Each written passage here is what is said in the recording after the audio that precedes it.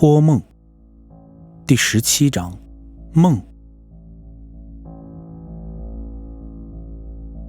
有些东西可能暂时无法看到它到底是个什么样子，但是它存在。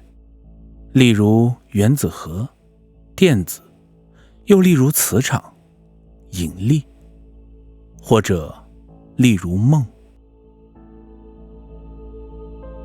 托梦故事已近尾声，但我始终不太情愿提这2个字。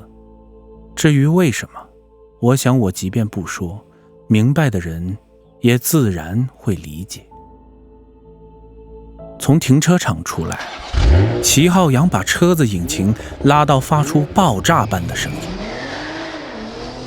大鱼强烈表示他也想来，我们拗不过他，结果还是同意了。不过齐的车只有2个座位，我的位子就让给了大鱼，只好回去开我自己的车。结果我整整晚了近30分钟才到。我一路开着车，一路回忆着3人在大鱼家谈话的过程。我们最终认为，的确只有齐浩洋才能解开这个梦的谜底。各方面来说，也只有他才是最合适的人。吴医生打电话给我的那个晚上，实际上是当天凌晨4点左右。在注射完抑制剂数小时后，齐浩洋突然从梦中醒来，一种莫名的冲动驱使着他去找那棵银杏树。他强烈地感受到这棵树就要死了，因为几乎每一次闭上眼睛就能感到身上的疼痛，而这种疼痛正是来自那棵古树。齐浩洋也渐渐意识到，这棵树正在以一种类似托梦的形式在向他传达感受和记忆。他甚至在梦中见过林雨先生的样子。以前那里没有围墙，树的旁边是一个不小的池塘，也有中年时期的林雨练习书画的记忆。可这一切就因为一个人的到来而发生了转变。这个人正是日记中的大贵。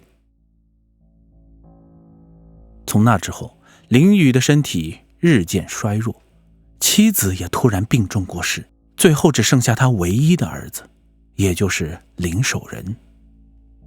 据齐浩洋回忆，最后一次有关林雨先生的梦境是他在树下埋藏东西的场景。我当时一惊，当即表示我也梦到过这个画面，只是当时并不清楚树下埋物的人是谁。所以在那一刻，齐浩洋就强烈的感觉树底下极有可能埋藏了什么东西，这或许就是古树想传达的信息之一。于是齐浩洋跑出病房，问值班的护士借了手机给我打电话，差点没把小护士吓晕过去。可我只收到了那条树下等你的短信。后来我就到院门口找了辆私车，没想到这个人居然说他前不久刚去过那里。齐浩洋叙述着那天凌晨的经过。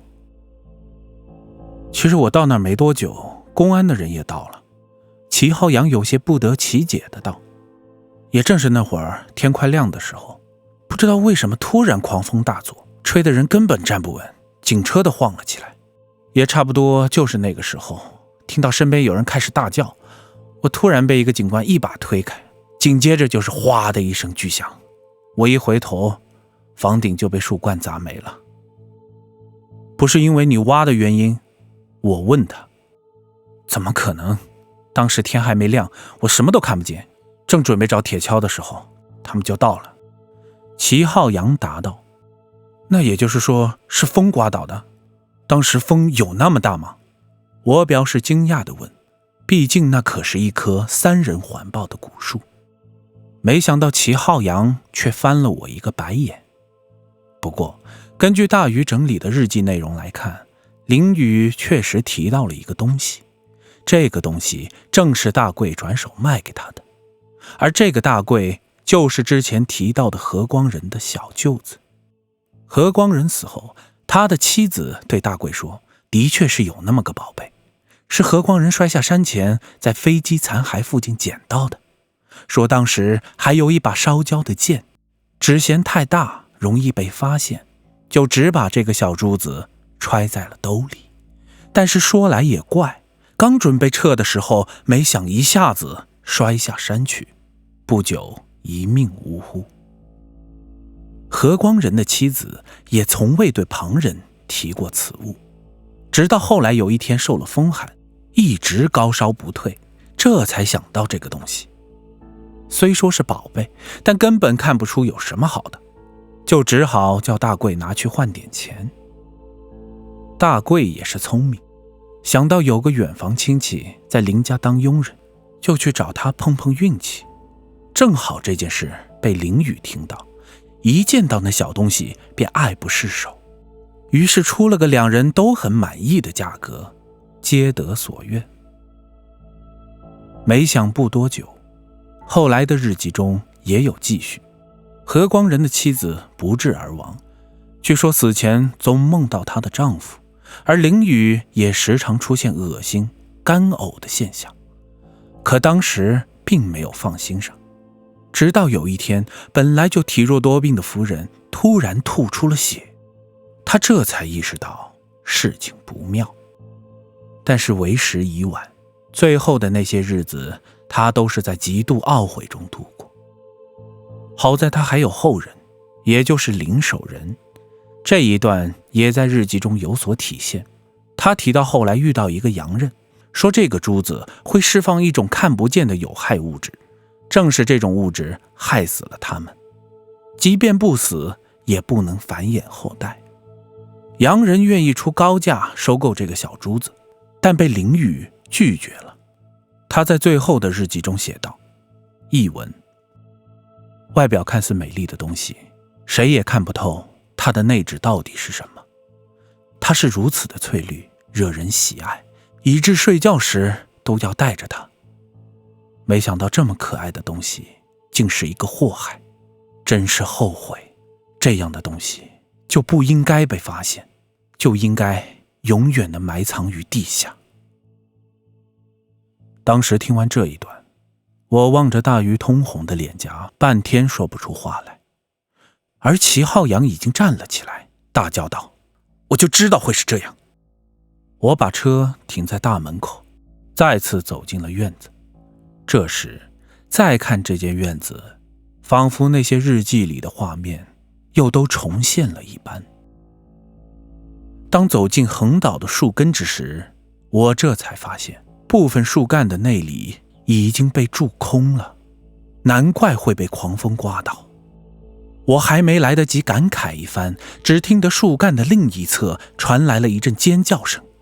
我立时绕着树根往前跑，钻了过去，看到齐浩洋的整个身子已然没在了土坑之中，大鱼也是，两人热得脱下了外套。齐叔叔，有块石头在你身后，大鱼叫着道。其实林宇当年并没有挖得太深，约莫1米多，只是这两人挖错了位置，幸好挖的范围比较大，才在坑壁上显现了出来。不过这还是要归功于细心的大鱼，如果不是他，估计又是无功而返。当越往下挖，大大小小的石块越来越多，大鱼忽然发现有一块不像自然的石头，而是像水泥块，这就引起了他的怀疑。齐浩洋举着大鱼，大鱼举着石块，当二人爬出了坑，我们看着被包裹的像个拳头大小的水泥块的时候，齐浩洋这才猛地拍着脑门。其实3个人这才想到了一个很严重的问题：辐射。我示意大鱼立刻放下手中的水泥块，并一把将它拉开原地10来米远。齐浩洋也退了几步，这才掏出手机拨通了一则电话。10多分钟之后，一辆灰色轿车停在了大门口，一个身材魁梧的中年人拎着工具箱大小的金属盒子走下了车。待我看清这个人的时候，差点没惊掉下巴。杨警官，我惊讶地望着齐浩洋道。他却微笑着向对方点了点头，并指着远处的石块道：“那儿，就是他。”杨警官没有穿制服，却戴了一副手套。只见他蹲下身子，先用仪器在石块上靠了靠。果然，仪器立马滴滴滴地发出了刺耳的警报声。300位特斯拉。杨警官将石块迅速装进了金属盒中，对我们道：“的确，辐射量超安全值1000倍。”